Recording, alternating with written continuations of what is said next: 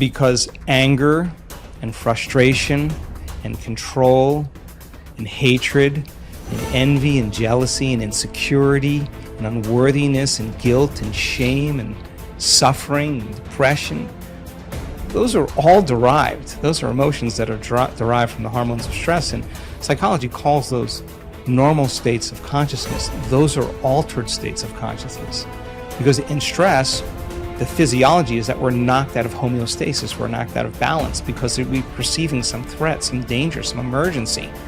And so the stronger the emotion you feel to whatever stressor there is in your life, the more you pay attention to it. And so in time then, you have to keep your attention on all the important elements in your life. So you sit down to do a meditation, and when you're living in stress and you're living in survival, there's only 3 things that are important in that moment. Your attention is on your body because you got to preserve it. Your attention is on something in your environment, and what's in your environment? People, objects, things, places, and you're very preoccupied with time. And when you're in stress and you're in survival, the brain goes into a default mode, and it's naturally trying to predict the next moment based on what it's learned in the past. And so as you always try to forecast the future based on your memory of the past, you can't be in the present moment, right? So, and yet our model of change, what we discovered is that the only way a person can change is when they get beyond their body, they get beyond all the elements of their environment, and they get beyond that predictable future and familiar past, and they sink into the present moment, which is the unknown. So if you can't do that because of the hormones of stress, most people will sit down and they'll say, okay, I'm going to close my eyes, I'm going to start this process where I'm going to rehearse how I'm going to be today, and they start thinking about their cell phone. They start thinking about all their emails, and they start thinking, I can't meditate. There's something wrong with me. It's my mother's fault, And they actually believe that thought to be the truth, and then they get up and they actually reaffirm it and say, I can't meditate. Now, I can tell you that if you are willing to see that thought as just a thought in your brain, and you're curious what's on the other side of that thought, yeah, you're going to feel uncomfortable.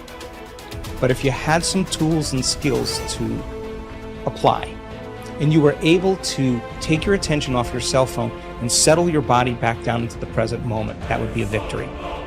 And then your body would say, come on, you gotta feel a little frustration now, you gotta be impatient, you gotta be judgmental, come on, that's what you always think, that's how you always feel. And you, like an animal, you settle the body back down into the present moment, and you tell it it's no longer the mind, that you're the mind. That's a victory. Then the body says, hey dude, you're super busy, you got a lot of things to do, you got a lot of people to see, you got a lot of places to go, you got a lot of things to do, and you've been doing the same thing every day.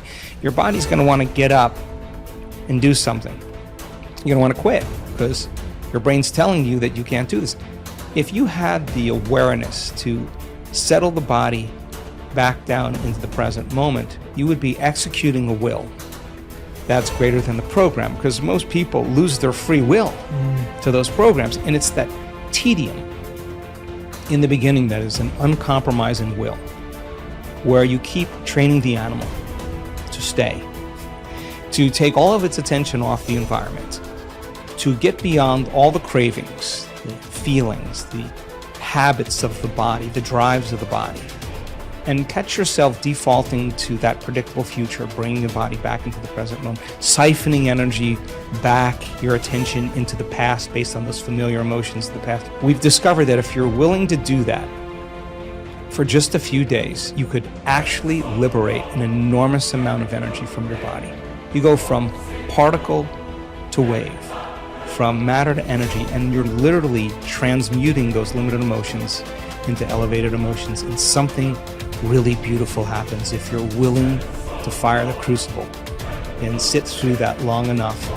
All of these emotions move, that energy moves right up into the heart, and a person starts falling in love with life. They start feeling this state of gratitude, this gratefulness to be alive, this ineffable word of relaxed and awake. And something really magical happens when we've discovered this little simple thing.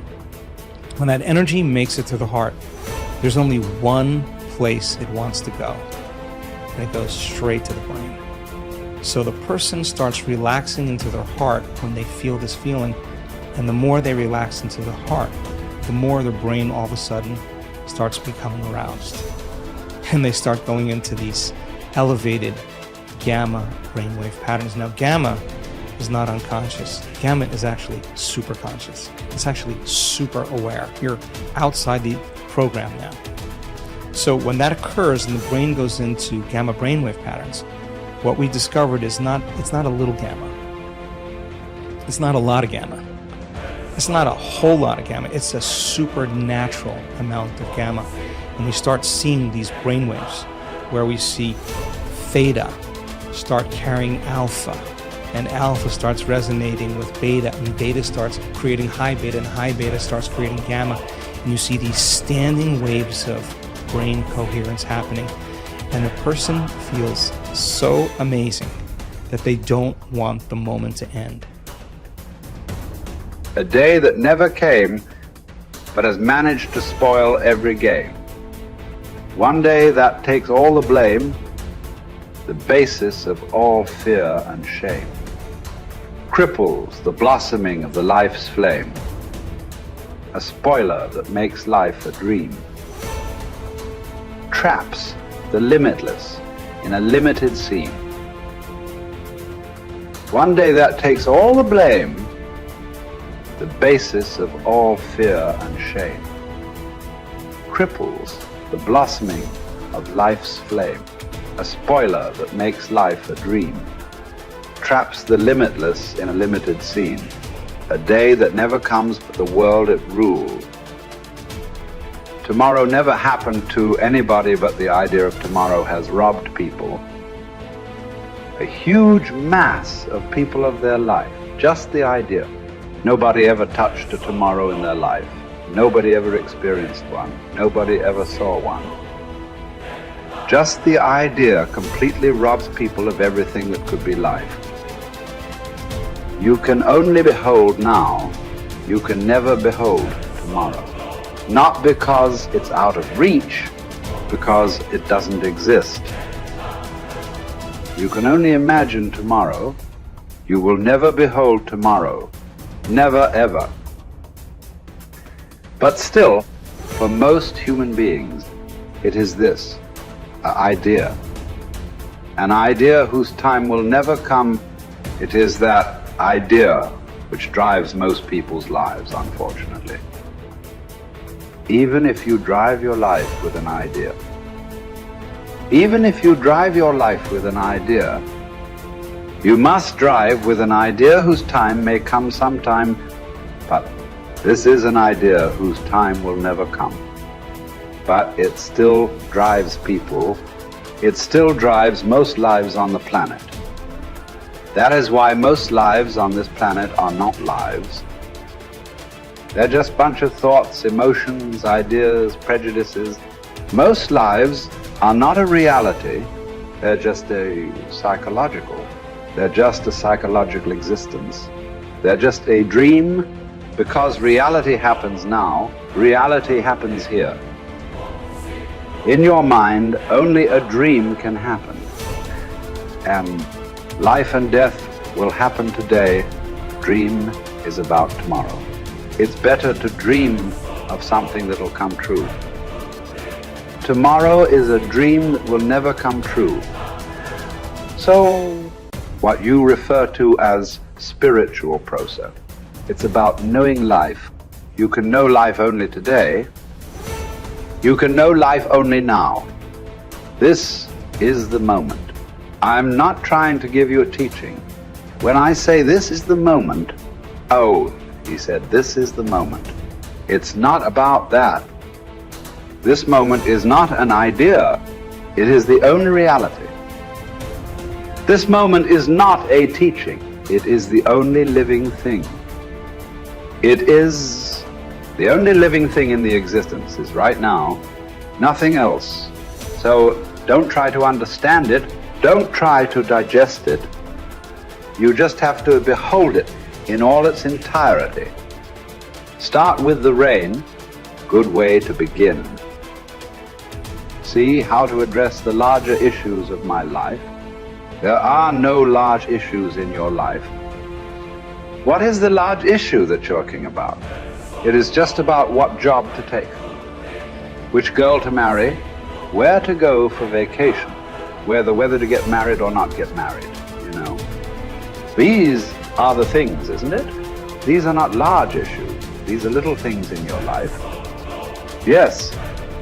Oh, is it just a small thing whom I get married to? I'm not saying it's a small thing, but as an issue, it's a small issue. Little issue as a consequence to your life. Yes, it has many things. But this is something that human beings have done for millions of years. We have enough experience on these things, isn't it? We know that whatever job we take, whoever we marry, it is just the way we make out of it. Every experience of life, you can make it an enriching experience. Every experience in your life, you can make a curse out of it. See, there is nothing wrong in your job, whatever job you're doing. There's nothing wrong getting this job. There's nothing wrong in losing this job. There is nothing wrong in getting married. There's nothing wrong in getting divorced. There is nothing wrong in not getting married. There is nothing wrong in anything. There is nothing wrong in this or that, but it is just that you make misery out of it. That's wrong. You do this, you make misery out of it. If you do that, you make misery out of it. That's what is wrong with you. So you got married. Is it wrong? That's not the point. There's nothing wrong with it. You did not get married. Is it wrong? No, there's nothing wrong with it. That's wonderful too. You got divorced. Is it wrong? No, that's also wonderful. It is just that you make misery out of everything. That's what is wrong. You just address that one issue, everything will be settled. That's what we are looking at. How not to make misery out of everything. If this one thing is settled, everything is settled, isn't it? Yes. If you know how to walk through this world joyfully, through marriage and divorce and celibacy and everything, if you know how to walk through this joyfully, what is the problem? Whatever you do is beautiful, isn't it? If you don't even know how to be happy, don't have such goals as realization. They are very far away from you. Happiness is not just a state of mind, it is just the basis of the quality of life that you live here. Is it such a small thing, happiness? Oh, it's just a state of mind, is it a small thing? So, biggest issue, isn't it? If you are capable of going through this world joyfully, then you could talk about going beyond. If you are not even capable of going through this joyfully, talking about beyond is no good. There is no way. I'm telling you, there is simply no way. For a person who is constantly creating inner battles all the time, how will he deal with the bondages of life? How will he transcend that? There's no question. It doesn't arise in your life. So first thing is working towards to be a blissful human being. If that happens, the rest becomes very simple. Because a blissful human being, once your happiness is not at stake, anything that's needed you will do, isn't it? Right now you cannot do what's needed because always your happiness is at stake. You are thinking which is the right thing to do, which is the right thing to do. There is no right thing to do in your life. There is no wrong thing to do in your life. If you know how not to make misery out of everything that you do, whatever you are doing is the right thing. If you are making misery out of everything that you do, everything that you do is a wrong thing. So that's the only issue you have to look at. Others are all petty things. What does it matter which way you do it?